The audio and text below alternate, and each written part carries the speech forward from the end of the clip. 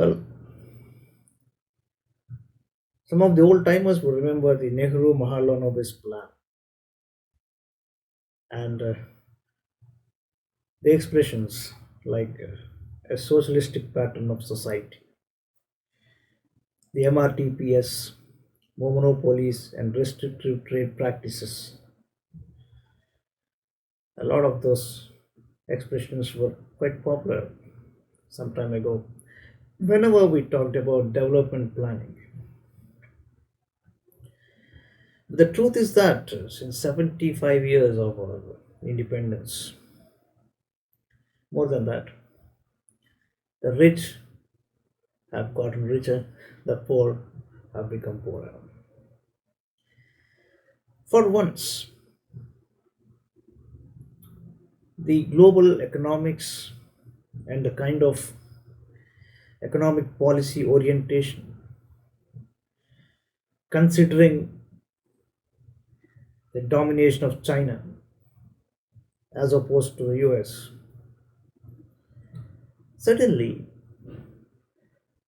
even economists who have forgotten this aspect of proper income distribution have started emphasizing equality of economic power. The truth of the matter is that, as pointed out by the former finance minister Mr. Chidambaram, around maybe 20 to 30% of the Indian population may be much better off.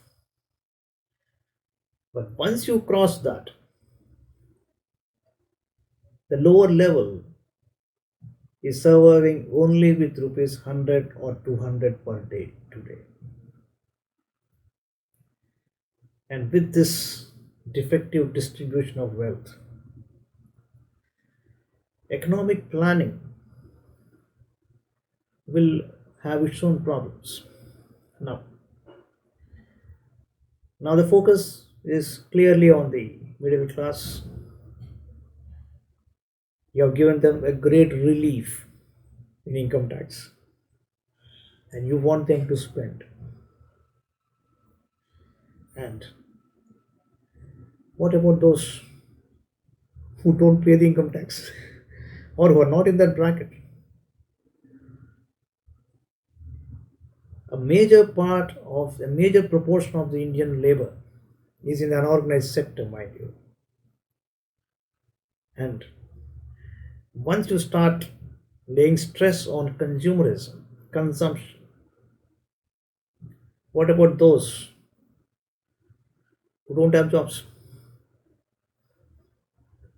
But yes, the budget has done a good job. It has concentrated on reorganizing. There is one great concept in strategic management. One is repositioning for reorganizing and reorganizing for repositioning.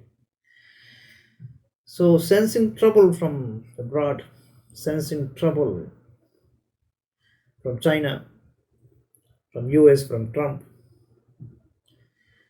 now we have started looking at a middle class which was made dormant, and the middle class was expecting, nothing happened. But finally, it happened not because somebody wanted to do something for the middle class, but they had no choice. That's all right. The budget has done a good job, no doubt about it. But there are certain areas which have to be taken up almost immediately, simultaneously with the budget. Let's see through the looking glass.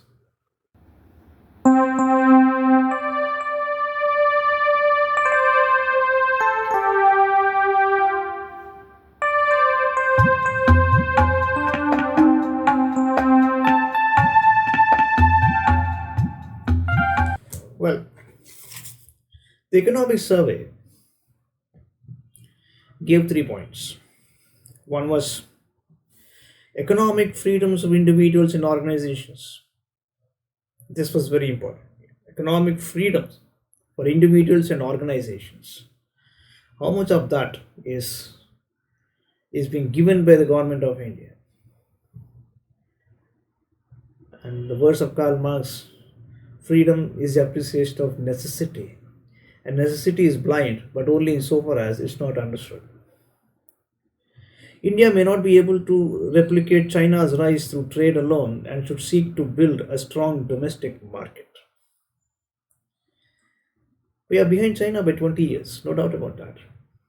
If China can really come up with something like DeepSeek and send some tremors to Trump, Elon Musk, and the like, it's not as though they have been trying something, not sending it out. And let's not think that they have only DeepSeek one version with them. No, they are into it much earlier. The question remains: have we woken up to AI a bit late? The point is, most of the Indian intellectuals have a lot of hiccups in between. Adaptability by the people at large. Supposing I get an automated car and place it on the road. How many Indians are going to accept it and then just drive alongside or sit in that car, leaving it to be run automatically? There's a big difference. Because the time we spend on unnecessary things, the money we spend on unnecessary things, both are very heavy in quantity. They can be avoided. Just compare the activity of Chinese population, which we have overtaken, and the activities of Indians, by and large. Just one observation, you will understand the difference. And even if we are going to catch up with China, it's not going to stay there. It's much ahead. The reason is this: the buoyancy in the market. They've had several doses of double digit GDP growth. Look at their per capita income. And we have had, and in fact, we are troubled by the idea that we may not have more than 6.5% growth rate in spite of all these reforms for the coming 5 to 6 years, which means that without 8% and more GDP growth, we cannot be a superpower or a developed country by 2047 at least. That is a big trouble. We are slowing down, there's no doubt about it. The second point given by the economic survey was, well, wage growth and employment are stagnating. Corporate profits have hit a 15-year record. Now, this is the statement made by the economic survey. It says corporate profits have hit a 15-year record and income inequality is a worrying feature. So you need a healthy growth in wages. Now, how do you do this? Because your mindset has been for the past 11 years that all government employees are useless. You need automation, you do away with expenditure, you do away with pay and allowances. And mind you, the kind of employment you have generated is only filling up the vacancies, not actually creating the posts. You are not creating employment. Unemployment is at 40%, very high. The third one, a decade or two of sustained growth of 8% is imperative. But we are looking at somewhere around 6.5% for the next 5 years or so. So that is a big problem. How are you going to meet this challenge? A fairer distribution of income between labor and capital is needed. Now, when you take AI, for example, it's a seesaw. You want AI to grow suddenly, And the management would say, see, wherever I'm employing AI, I'm going to do away with the manual jobs. How do you reconcile that? A deregulation stimulus in MSMEs is suggested labor intensive employment generation. Now, the finance minister has laid thrust on the MSMEs, no doubt about it. So, the survey suggested less fiscal stimulus, some monetary stimulus, and a substantial deregulation and reform stimulus. Let us see how this deregulation happens, how the doors open, because Trump has actually given a lot of shudders. Now, one good sign which I can see in the performance of the country's economy is the current account deficit is going below 2.5%. It's a very good sign, no doubt about it. It's somewhere around 1.6. But we need a second round of GST reforms, and those are required to be integrated with your budgeting. What is not on paper, not even for the purpose of study, is that the GST is away from the budget. It has been disintegrated. It is not integrated with the budget. But then you want consumption, you want savings, you want the average Indian to spend more and more in the market. But look at the rates of GST. Every economic activity is now almost getting into the domain of the ambit of the GST. For example, the middle class, you want them to be active in consumerism because you're doing away with taxes, putting more money in their pockets. Let us say you are. The average middle class person would like to buy a property, construct a house, secure himself before retirement, or hand over some property to his children. And the cost of construction with heavy GST on steel and cement is not easy. Now he's going to save for that purpose because he has to save for 20%, almost one fifth, 18%. So almost one fifth of his expenditure will again be budgeted by him for savings. So that is the main investment where the middle class goes. So GST regulations and the policies you have envisaged for the second round reforms of GST have to be properly tuned to what you have presented in the budget, anticipating consumerism and consumptions. If that does not happen, this will stay in one compartment, that will go in another live compartment. Artificial intelligence, fintech, cybersecurity, solar energy, education, and healthcare are emerging areas of private investment. This is where a lot of activity is happening. Cyber insurance products is one area to be examined. Cyber insurance. That's one very innovative area. And the budget could have laid more emphasis on climate adaptive infrastructure, community solutions, capacity building, and integrated waste and water management. The trouble here is the union government has some limited areas of activity. But when you go back, when you start thinking about the state government, now it's all politics. Healthcare expenditure reached 2.1% of GDP in financial year 23, which is significantly below the OECD and BRICS averages of 7.6% and 3.6%. It's true that the finance minister has proposed cancer care centers in every district, all over the country. But cancer is not the only disease. The biggest problem in India is that look at the second COVID wave. We have not learned lessons from that. We have seen the first wave, lack of oxygen cylinders, lack of proper protocol. But the second wave, the hospitals looted the country, literally looted the country. Even the dead bodies were not made available. And the bills were somewhere around 28 lakhs, 30 lakhs per case.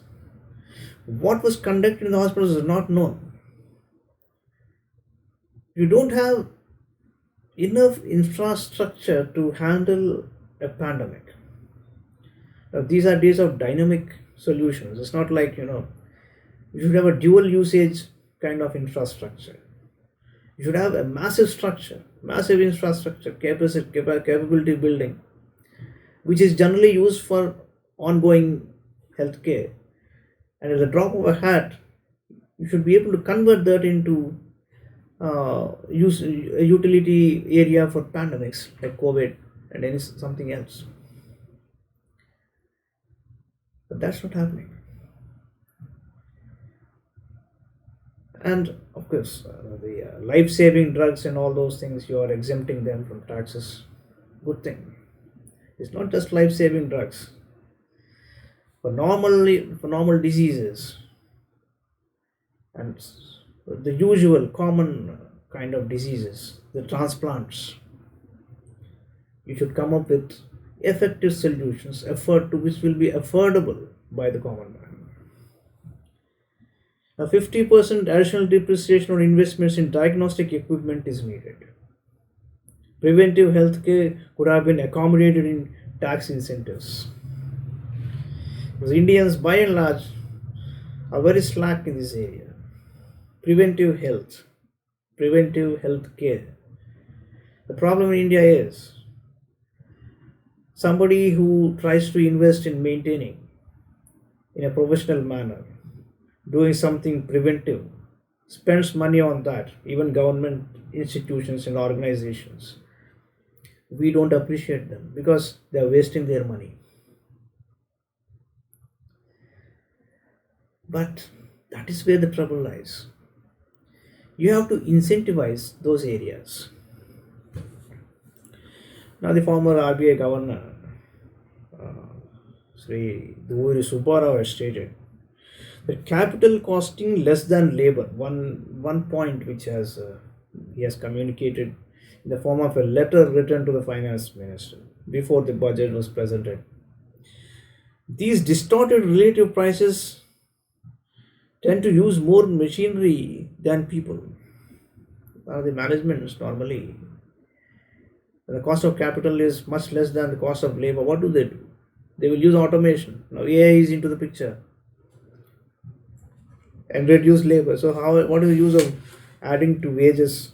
You're going to add wages, augment them for existing labor,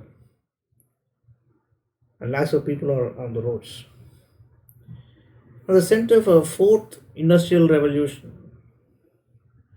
has pointed out that the economic value of artificial intelligence has to be properly documented.